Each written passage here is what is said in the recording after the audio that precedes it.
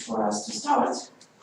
So, good morning, or good afternoon actually. I want to present Martina Scholger, who is actual PhD from digital humanities area. So let's look at her for a minute, and then let's hear what notebooks can tell us about an artist's work. The floor is yours. Yeah, thank you, Magda, and thank you for organizing this lecture. My talk is on notebooks, on digital editing notebooks, and the question what notebooks can tell us about an artist's work. So, handwritten notes by artists, by writers, and scientists provide a very personal insight into the creators' working methods and creative processes, which otherwise often remain hidden. So fleeting thoughts, growing mature work concepts, and external influences spark ideas which are reflected and commented upon in later manifestations. In this talk, I will introduce the Digital Scholarly Edition project representing the notebooks of the Austrian conceptual artist Hartmut Skerbisch. I will start with the introduction of the artist, then I will introduce the source material and characteristic of notebooks in general and the notebooks of Hartmut Skerbisch. Then I will talk about methods used, adapted, and developed for the representation of the sources, namely digital editing with TI and recording the development of the text with genetic methods. I then proceed with the semantic enrichment of the data with taxonomies using RDF XML. And I present a model for the encoding of primary sources containing equally meaningful textual and graphical components. And finally, I will talk about the purpose of this project.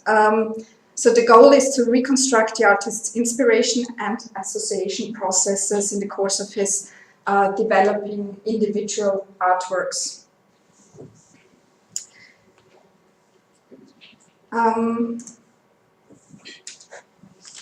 So Hartmut Skerbisch was an Austrian conceptual artist.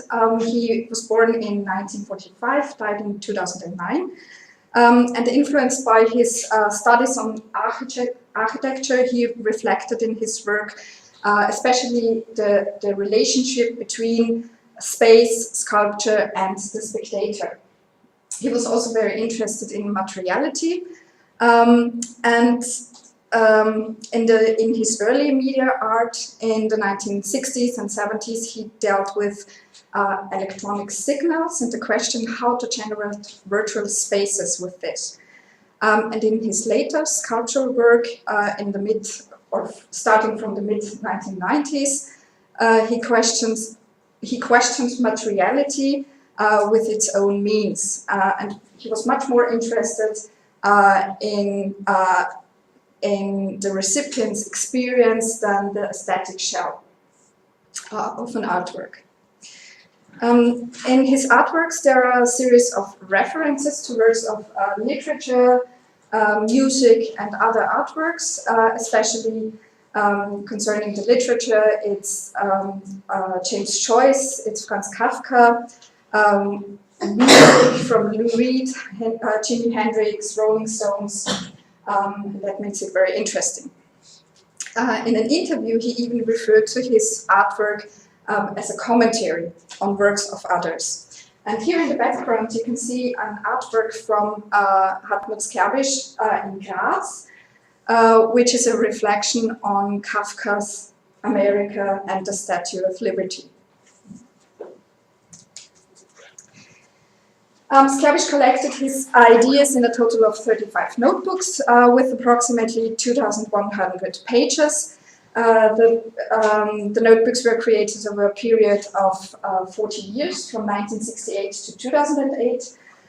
These are exercise books, spiral-bound notepads, hardcover notebooks, And besides other documents in his estate, what is especially interesting for me is the 3,500 books and his 1,500 sound carriers, which I recorded as well, in addition to the notebooks, to bring them together. In the following, I will show you some example pages from the notebooks. As we can see here, for example, continuous text, which is very good readable, with some crossed out sections at the end of the page, and the text with the text underneath, which still can be read with some reliability, so that's fine.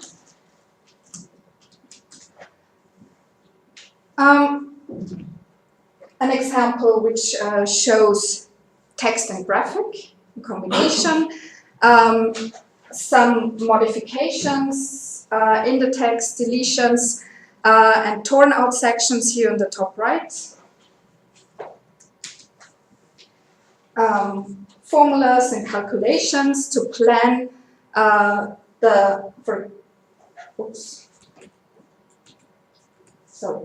to plan this installation that you see here. So these two are related. Here we have just text pages with some modifications, additions, deletions. And as you can see, the entries are very short, and he separated the entries with some lines. And here, a newspaper clipping, which he modified at a later point.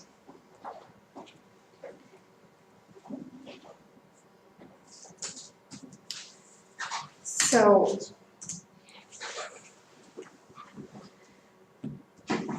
first I want to list some of the formal characteristics of the genre notebooks in more general, especially contemporary notebooks. They provide a very private view into the artist's studio. They contain immediate, unfiltered, and spontaneous thoughts and inspirations, which are stored in something like a warehouse of ideas for later use. The notes are usually not intended for the public, and they mix work-related and private notes that need to be separated. Especially in the notebooks of Hartmut Skerbisch, the entries are non-linear, they are unstructured, they are fragmented, they are related notes are scattered over several pages or even volumes. The texts and sketches switch between unrestrained, spontaneous notes on the one hand, but there are also sophisticated passages and very structured passages on the other hand. Some of them are accurately dated, some are not. They are modified, as you already saw, by additions, deletions, cross-references, meta marks. He provided alternative readings when he couldn't decide. They are overpainted, parts were torn out, and so forth. And besides text, there are numerous sketches or graphical components and formulas of his plant installations in the notebooks. And as already mentioned, there are numerous references to literature, art, and music. So, from the notebook to the digital edition, how did that happen? The 35 notebooks were professionally digitized by the university's digitization center. During the subsequent transcription process, I encoded the content in TEI, the Text Encoding Initiative, which is an XML standard for representing text in digital form. The TEI documents are then stored in the institutional digital repository of the Center for Information Modeling in Graz, which is called the GANS. It's our shimi.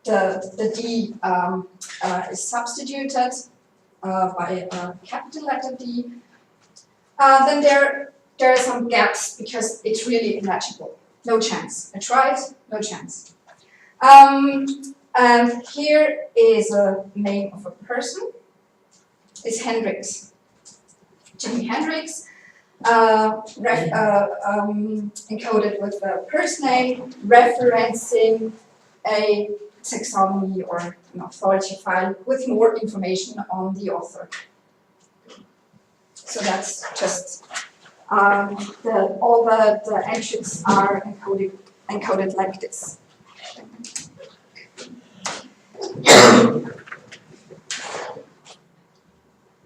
Now I come to the second characteristic of the notebooks, the processuality. So the processual character of the notes requires a genetic approach. So Skerbisch modified both the text on the document itself, but also his ideas throughout the entire corpus. So there were always modifications of his ideas. The Critique Génétique is a French research group which is primarily concerned with draft documents and working manuscripts to investigate the preliminary stages of literary works. And thus, it is not the final product that is the object of their research, but the process of its creation. So the writing process is of their interest. This approach has been taken up by a group of the TI on genetic editing and integrated into the TEI-encoding, taking into account the physical document itself, so to describe topographical issues, and all the text interventions over time. So this is an example from the notebooks. In the context of genetic editing, in the notebooks, 3 different cases can be observed. First, the development of the text on the document, taking into account all the textual interventions such as additions, deletions, substitutions, alternative readings. This is, as I said, an example from the notebooks, where the artist conceived an opening speech for an exhibition in Prague. And from the date, we know that he did it the day or the evening before. So, so all the modifications happened, and I think it's 10 pages long. All the modifications happened in a very short time. And as I said, the TI provides efficient methods to encode this. Here in this example,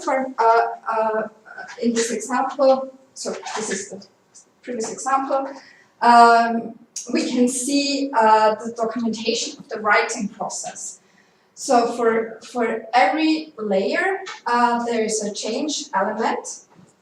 So this is the initial text, the level 0, written in pencil. And then we have 3 more revision steps: a correction with pencil, a correction with black ink, and an instant correction with black ink. This is just the first part of it. The second part consists of the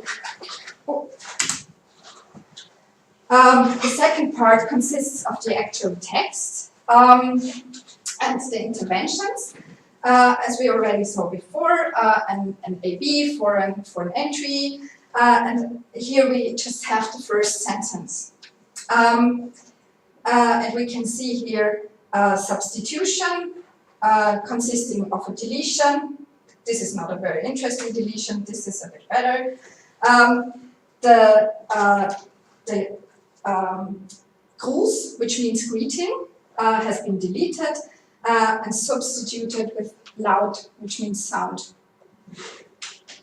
And every single part of the text, we can see here the deletion, for example, and the addition, can be connected with a specific stage of change. So why should we do that? So what can we do now with the encoding? This makes it possible to study the individual text layers. So initially the text was written, so what is now here in black is written in pencil. Es ist ein urvergangener Gruß und zugleich ein erst zukünftiger. Augenblicklich jetzt, aber augenblicklich jetzt verstehen wir vielleicht den Gruß noch nicht und auch die Skulptur nicht. I tried to translate that, I'm not sure if it worked out. It is a greeting from the past and at the same time a greeting from the future. But right now we may not yet understand the greeting nor the sculpture. Okay. In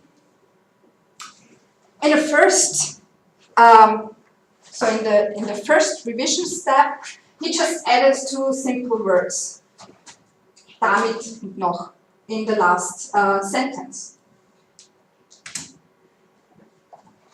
In another step, a bit more happened. So,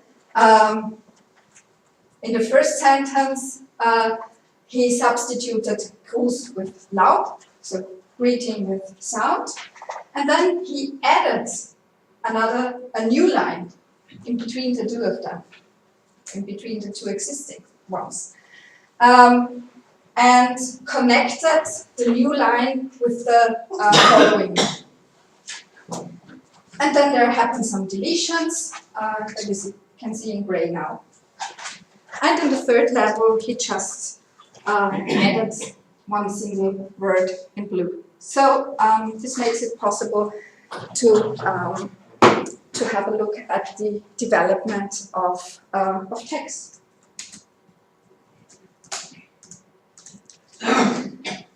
So that was the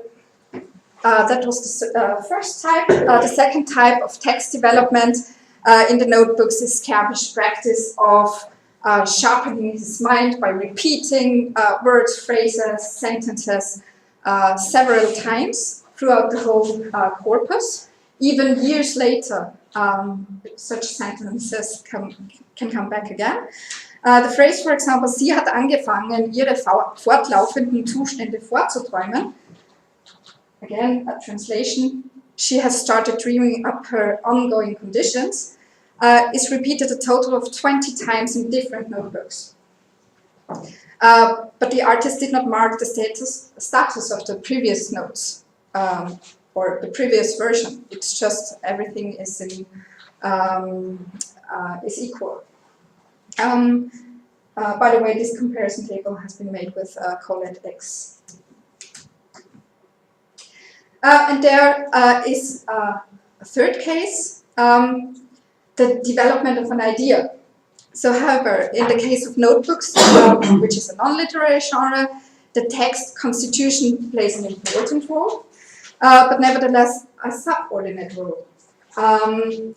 It is rather the development of an artistic idea and artistic concepts that can manifest itself in another medium and in more than one artworks. And that brings me to the 3rd characteristic and the 3rd application of a method. It is the distribution, the characteristic is the distribution or the distributed content, and the need for a semantic enrichment to contextualize mentionings of persons, literature, artworks, and so on.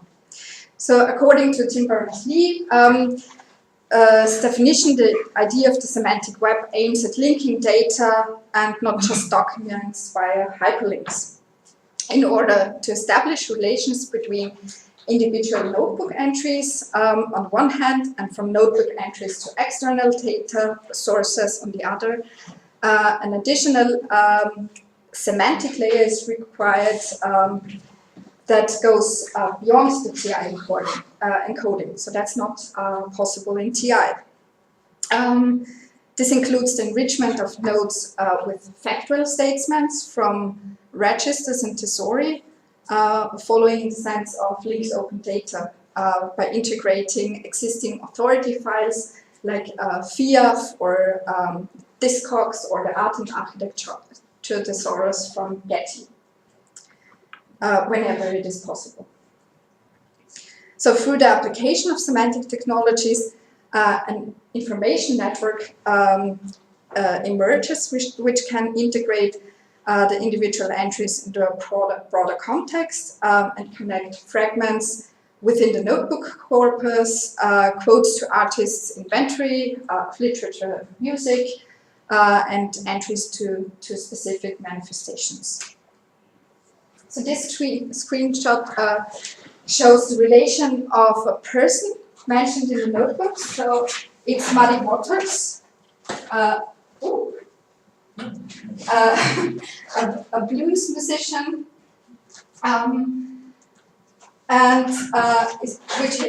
which is mentioned in the notebooks. And by clicking on the name, I get an additional window with information on the author from an authority file, and all the text entries from other notebooks, so that I can jump to the other notebooks. So that's the example how it looks like in code.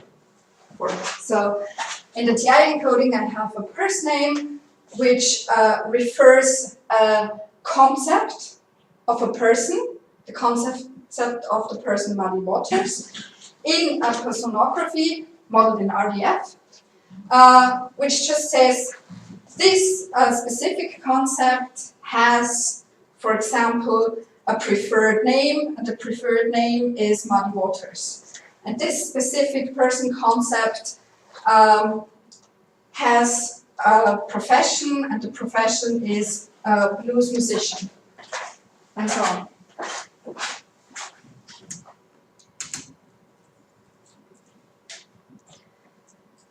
So we already saw the suitable digital representation of text, which can be achieved by using the TI and RDF. But in art historical source materials, it is very likely to encounter a lot of graphics as well. And the graphics aren't only of illustrative character, they are equivalent carriers of meaning, and thus they have treated as such. Or they have to be treated as such. At this point, an interdisciplinary bridge can be built. So in addition to the textual genesis, I was quickly drawn to the transmission of the genetic approach to non-textual materials as proposed by Pierre-Marc de Biassy, who said the model for genetic analysis that emerges from the study of modern literary manuscripts can, without any possible doubt, be extended to other fields of creation.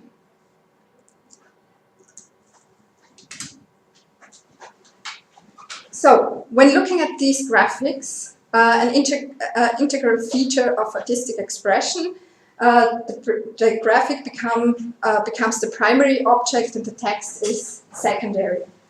So now there are very good tools and solutions for text-image linking, but in addition it is necessary to accurately describe and encode the graphical elements as well as the subservient textual functions in a formal way. And I would compare these developments to those of text, so of these graphics.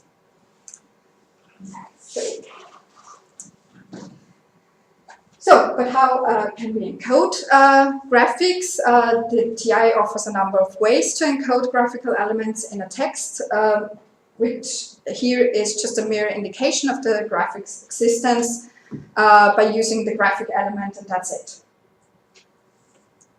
not heavy. The expansion of the graphic here with a textual transcription in arbitrary blocks or paragraphs, whatever, with a description of the figure provided by the editor. And this is all nested in a figure element. Again, where is the semantics? Or there's another possibility, a topographical view on the document by defining zones, lines with exact coordinates of every single graphical component and text component. Even every single line can be encoded like this. But neither of these options carries the necessary complexity to model the graphics at the same level as the text in the notebooks. So this is one example of many where the graphical elements are more prominent, and I propose a graphical model.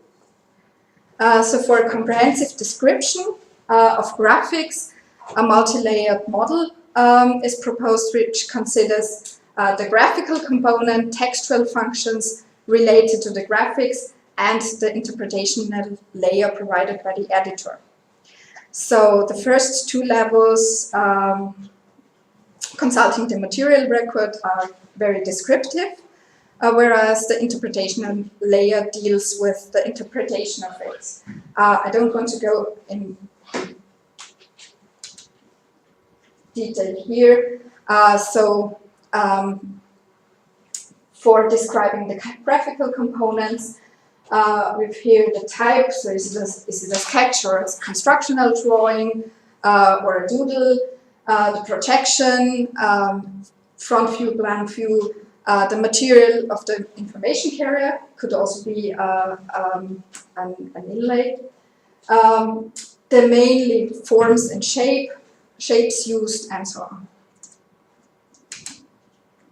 The textual functions refer to accompanying text provided by the artist. This includes captions, descriptions related to the whole sketch or just to parts of it, labels which designate a specific component of the sketch, sometimes but not always made explicit through a connecting line. And additionally, the content of the label can be of a specific type, material, measurement, and so on.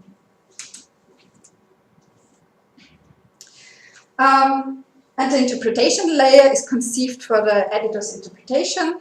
It can contain a general comment by the editor, the development of the graphic recording, the changes, several relations to other notebook entries, to external references to literature, to manifestations of the artists, and to overall concepts.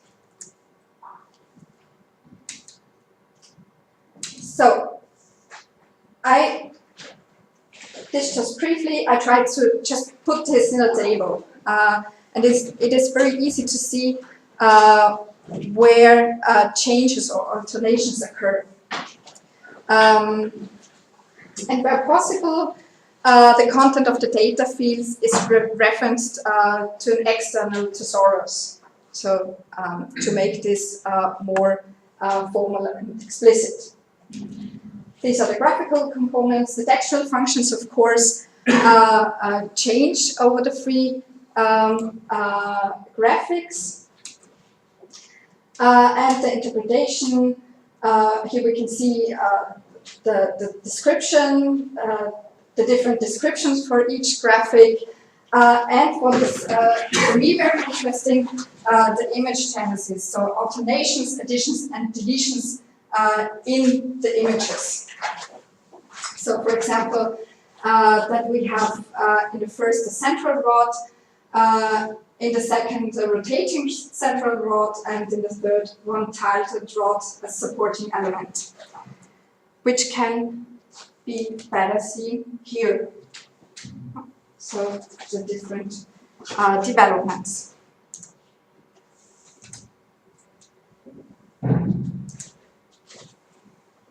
So to transfer the demonstrated model into digital structures, I have chosen again a semantic web approach by formalizing the descriptive elements from the TEI-encoding and linking them to specific concepts in the Thesaurus, which is expressed in RDF, a graphic Thesaurus, which has at the moment these facets: visual works, materials, drafting, drawing and writing equipment, geometric figures, views and interpretation, and which can be expanded, of course, at any time.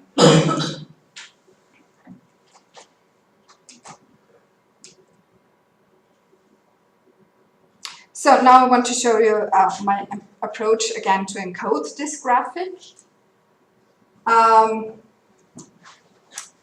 So the existing possibilities that I showed you before in TI are compared and expanded with this. So on the one hand, we have the encoding of the physical disposition and facsimile, so where is what on the document. And on the other hand, I have a figure with a lot of nesting figures describing every single detail within the graphic. And here comes the trick. With the ANA attributes, I refer to the graphical Thesaurus I showed you before. For example, here we have material, it's leather, and this part, so every single part can be referenced to a Thesaurus, and so we can get formalized, comparable, processable description of the graphics. So the model can then be used to identify related sketches throughout the notebook corpus. And with the help of Sparky queries, all sketches showing a tent, for example, can be retrieved. Maybe you don't see it. This should be a tent. This is a tent. And here we have this representation of a body, which is shortened here with just the lamp. It's a conceptual artist. The selection can then be further restricted to tents with human representations and so on and so forth. And by comparing the changes against the formalized model, the alternation of key components can be made evident. So hence related sketches scattered throughout the corpus can be extracted, compared and brought into a chronological sequence. So, and this brings me back to the overall purpose, the development of an idea. So, Skerbisch artworks usually evolved over a long period of time, various text fragments and sketches all over the notebook corpus. Many ideas undergo numerous variations. So, the example demonstrates how entries from different notebooks are connected to a specific manifestation, and maybe you can see here. So the tent, I marked it in blue because it's very small, the tent, but here the representation of the human body. So we can see this again here in an actual installation with the name Earth, Our Cupos Still Rocks. So there's a point of origin in a personal photograph of the artist. There are a lot of sketches in the notebooks. And there are also there's also text in the notebook referencing this artwork. And maybe you can here see change choice. So we have also an external reference to James Joyce's Finnegan's Wake. So the goal is to reconstruct the artist's inspiration and association processes, which becomes possible with this digital, genetic, semantically enriched edition with a special focus on formal graphical representations. This results in a network of relations between notebook entries to manifestation, other physical objects, external influences, and so on. So, merely looking at the different manifestations shown here, we are often challenged with understanding the ideas behind them, behind artworks. Artist notebooks can help us to solve this bigger puzzle, and I want to conclude with a quote from the artist, which I think perfectly describes the project. Though not self-evident, there are, after all, also works of art. Once we get involved, we are in a labyrinth of relationships and seek a way out. Thank you.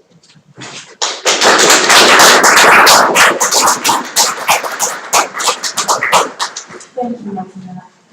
It is really interesting. Do you have any questions?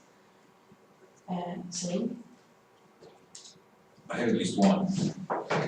It's not, it might be a little stupid. So, do you have records of whether this is used at all to, I don't know, exhibit the artist's works in the museum, or whether people who interpret or study his art actually use this as we would at Digital Scholarly edition of a text that we work on? So you mean if someone uses this edition?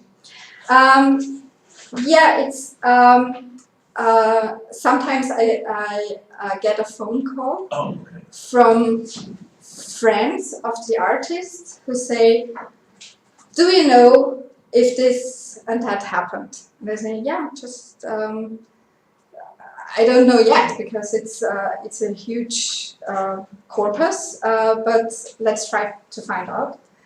And then we can search. Usually we search together, because they are not that familiar with digital editions, but yeah. And for in 2015, 16, there was an exhibition of the artist, and there was also an exhibition catalog, and the author of the catalog did some research with the digital edition, although it was just under development. So, yeah. Right. Yeah. But yeah, for me it's more the. So it would be very nice to use this to reuse the model for other notebooks. Yeah. So yeah, it's for me it was to experiment in this field. Yeah, because I mean that's the usual problem. I mean you create some sort of approach, some sort of coding, and then looks like it's a little waste to just keep it on Skerbisch. Right? Yeah, yeah, of course. So that is this done at all in other sort of graphic approaches towards the graphic arts or graphic and textual arts that are actually reused on other artists or other phenomena? So you mean now the TEI-encoded? Yeah, I mean I don't mean this one, but any other that can become a standard? Not really, I think. I mean, there are some art projects doing digital editions, but it's mainly, what I know, it's mainly the content and not the graphics are not of that specific interest. Yeah. In digital editions. Yeah. And how dense the notes were, how many links Penn with his works, how many, like, mentions. You mean so there are two cases. On the one hand, that you have direct mentionings of his artworks. Yeah, that's easy. But on the other hand, there are a lot of just entries where you have to find out, okay, that's related to this specific artwork. So that is a bit tricky, and since it's still under development, it's an ongoing project. There's much more. So in theory, you can connect every single entry with something. Yeah, I wonder whether there's a way of actually allowing this to be like easier said than done, to have, for this to be an open structure. So somebody comes and sees the tent and says, wait a minute, that connotes with something. I mean, to me, the first time I saw the tent in the desert, I thought, the Old Testament and all that, and then this, like it seems like it's an inversion. Which is absolutely true. Yeah, there are in his first 3 notebooks. It's all about the Testament. See? Yeah. How intelligent. Yeah. There it is, right there. It's Yeah. some kind of proof, but still not convinced. But also a connection to Slovenia, to Mesolithic culture with the triangles. So it's actually so strongly rooted in his region because he's from Graz, right? Yeah. Okay. Wow. Yeah. Anyone else want to ask? Yeah, please.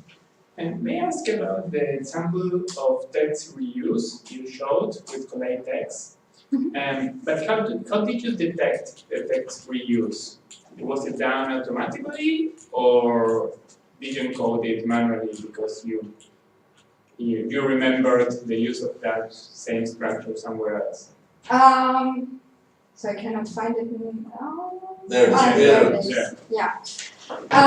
So first I just when transcribing the text, I thought, I can remember that. Oh. Yeah. And then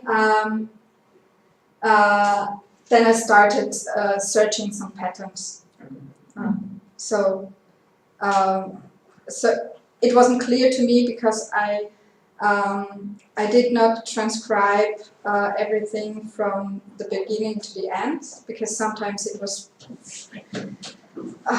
so hard to read that I just skipped a notebook and said, okay, I will do it later. So it was difficult for me to bring that in a chronological order. And then I thought, okay, yes, I can remember this or part of this phrase, and so I started to search for this. Yeah. Or you could now use automatic. Yeah, that was what I was thinking. It would be very interesting to see if there are some ways to automatically detect that. Yeah. Tracer could work. Yeah. Yeah, of course. But then you have first the transcription, the TEI-encoding, Yeah. and then you have to get rid of the encoding again. So I'm not sure if you're really faster with this. Yeah, but it would be interesting if Tracer would find it out, of course. Yeah. There's only one way to find out. Yeah. Now I know. Okay, anybody else? Anyone else want to ask some questions? If not, thank you once again. Yeah, thank you. And in the next week, if you allow me, There will be a lecture by Gustavo, who is here with us, and he's going to tell us about network analysis of medieval manuscript translation, a sample study on Middle High German sources. Yeah, it's correct. Yes. So next week on Friday at 1 p.m. sharp. See you. Okay.